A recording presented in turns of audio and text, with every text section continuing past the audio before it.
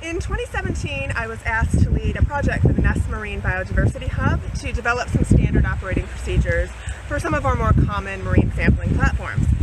Now, I can say this now, but I actually wasn't that excited to lead this project. It didn't strike me as a very high profile or interesting project. So skipping forward a few years, about 5 years, I can now see how very wrong I was. What we ended up calling the SALTS project was actually bigger than any of us saw coming. More collaboration, more impact, and yes, even some more fun. So in this presentation, I'm aiming to describe our warts and all approach and process of developing a suite of best practices. And I'll briefly touch on where we want to go from there. So I'm going to start with a good old PowerPoint presentation describing the development process. Then I'm going to try and do a live demo of what the best practices look like online. And we'll then hear from some of my colleagues about their challenges and that they faced and some key opportunities. And then we'll hear about from some of my international colleagues about national frameworks, international frameworks, and how a method actually becomes a best practice. And finally, I'll finish up with some brief conclusions and possible ways forward. I'm now going to walk you through the development process behind these best practices. So the first thing we needed to do was to decide on sampling platforms that we were going to focus on. And we did this using a combination of questionnaires and our own experience in these spaces. So you can see here the platforms that we ultimately decided on. So this is the process of development that we used. The first thing we did was to form a working group. This was led by a working group leader, an expert on that particular platform. And then after that, we did the meat of the project, which was to develop the content, much easier said than done. And then we went into an iterative process where the working group went back and forth between straw man drafts and consultation within itself to finally complete a draft, which was then sent out for internal and external review before the version 1 package was released in 2018. Many processes would have stopped here, but we kept going with the knowledge that we did actually want to make this bigger and better. And so we did some field testing, solicited feedback, and assessed uptake of the version 1 field manuals. And then we went and revised the content. And for that, we had another review process before we finally released the version 2 package in 2020. And so that version 2 package was actually quite different than the first one. And these are just some of the key differences. We went from 70 collaborators to 136 people representing 53 agencies. We included a whole bunch of corrections and updates from our feedback solicitation in version 1. We actually had a new best practice for the ROVs. We amalgamated a previous best practice that had been split into 2 guidelines for multi-beam, one managed by NESP and one managed by AusSeabed. And in version 2, we put these together to make it more usable for stakeholders. And then I guess the biggest change was that we had an online version. So although we still offered the static PDFs, we had a much more dynamic and interactive online platform that people could interact with. So I'm now going to try and show you that through a live demonstration. So this is what the homepage of the best practices version 2 currently looks like. So when you go to the website, you'll see this, followed by a little bit of summary information about the best practices themselves. And then we'll get into the introduction and the best practice contents. Scrolling down a bit further, there's some handy download links. So we have the full version, which is the entire PDF of all the best practices. We have a file with some permitting information that's of use for survey planning. We have a link to our Frontiers in Marine Science journal article. And finally, we have a handy template for post-survey reporting that you're more than welcome to use. Now, scrolling back up, most people who come here will be interested in a particular sampling platform. So let's say, for example, you were interested in autonomous underwater vehicles. You would click on that and it would instantly take you to the best practice webpage for that sampling platform. And again, we have a handy PDF link. So if you want to work offline, you can download the field manual in PDF form. There's also chapter citations. You can just cut and paste that to use it. And then there's the main subheadings for this best practice itself. Now, these are also available up here in the corner there. If you click on that, you'll also get those subheadings in that manner. Most people will be interested in the field procedures and the post-survey procedures. And so when you click on those, it takes you to that particular section and you can read all about your favorite best practice. So I hope that has given you a very quick crash course in what our field manuals look like and encourages you to have a bit of a play around with your own favorite best practice. So of course, reaching consensus on anything is not without its challenges. So now we're going to hear from a few of my colleagues who were involved in this project and who led various components of it to see what they thought some of the key challenges were. The biggest challenge for me was trying to get the right balance between breadth and detail, and while making it all easy to follow.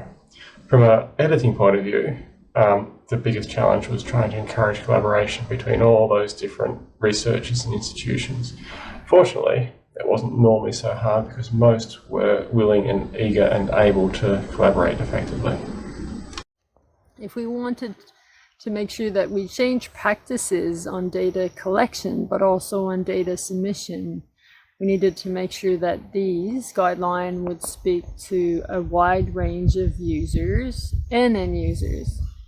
We're now up to version 2. As system improve and change and the community also gets better at it, we need to make sure that we keep our game up. We're listening to global changes, practices, and we need to make sure that we can implement that so that at any time we're really current and relevant. But something like using photo quadrats from autonomous underwater vehicles versus divers versus intertidal ecologists has been a lot more difficult, simply because there's a much longer history of things doing their own way for very different end use needs. So we don't always have a common end use need amongst us, and so things need to be a lot more flexible to adapt to that. And so I guess that's the challenge, having those ongoing conversations to make sure we're not locking someone into something that isn't fit for purpose. One of the most challenging aspects was charting a course for standardization that transcends acoustic platforms and focuses the surveyor's attentions on a best practice that inherently addresses the scale and resolution requirements of the mapping need. There is limited investment in advancing technological capabilities. By this, I mean really understanding how we can standardize across technology.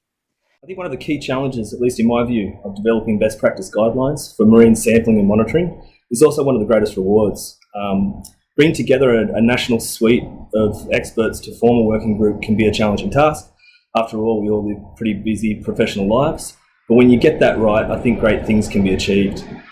The biggest challenge, though, I think is maintaining the uptake and adoption of best practices so that monitoring change in our environment can actually be achieved on a national scale and have lasting impact. I guess one way of dealing with this is being persistent and consistent in the application of our best practices and leading by example. Cheers. I'm now going to very briefly talk about some of the outcomes and impacts from this best practice project. So you can see here I've defined the two terms. And importantly, for this project, we were unable to assess true impacts because the social, environmental, and economic impacts probably won't be known for another 10 years or so. So I'm just going to focus on outcomes here, but I do urge you to look at this report that I've listed here where we've drilled down into a lot more detail than I'm able to get into here. So these are some of the outcomes. We had a lot of positive citations and anecdotal praise, which were warm fuzzies for those of us working on this project. And we were also able to assess the uptake in various areas using Google Analytics and the Ocean Best Practices repository. We were able to strengthen some of our international initiatives and collaborations with groups like the Ocean Best Practices System. And we were able to receive endorsement and recommendations for use by Parks Australia, for example, and the Global Ocean Observing System. So on that note, I'm going to pass over to my colleagues to hear a bit more about that and to remind us why we should all be using best practices. The Goose Best Practice endorsement process has been developed in cooperation with the Ocean Best Practices System. On the OBPS, there are more than 1,000 best practices. Hence, a need arose to identify those which have the buy-in of the community and which can be really trusted. Combine this with the fact that goose communities and the global ocean observing networks have created many best practices, but they're not always sufficiently or broadly visible, and it may not be clear that they've been through a community review process. So, the idea came about to create an endorsement process within Goose and a filtering mechanism within the OBPS repository, which enables Goose community best practices to be easily identified within the OBPS with a specific endorsed searchable tag.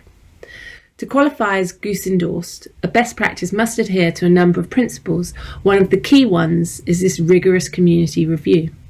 please check out oceanbestpractices.org and type in Goose endorsement to find out more information about the process and to also see which best practices have been endorsed by Goose. Why should you care about ocean best practices? Quite simply because that's what's going to make your data be reused, used in national, regional, global exercises.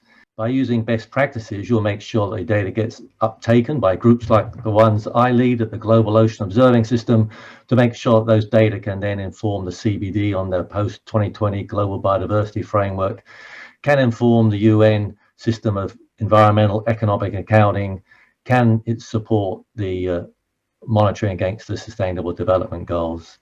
So make sure you use a best practice, document that best practice, share that best practice, make sure your data are fair and open, and you'll see it get used beyond what you had plans for and perhaps for things you never even understood. So we've actually been blown away by the uptake and response to these best practices. And we think this is due to the highly collaborative and iterative approach we've taken. But we're now at the stage where we need to look to the future. What's going to happen with these best practices? Who is going to oversee their maintenance to ensure their accuracy? Who is going to determine when we need new best practices? And how can we link these marine sampling best practices to other standards, guidelines, and best practices developed by IMOS, AusSeabed, and other institutions?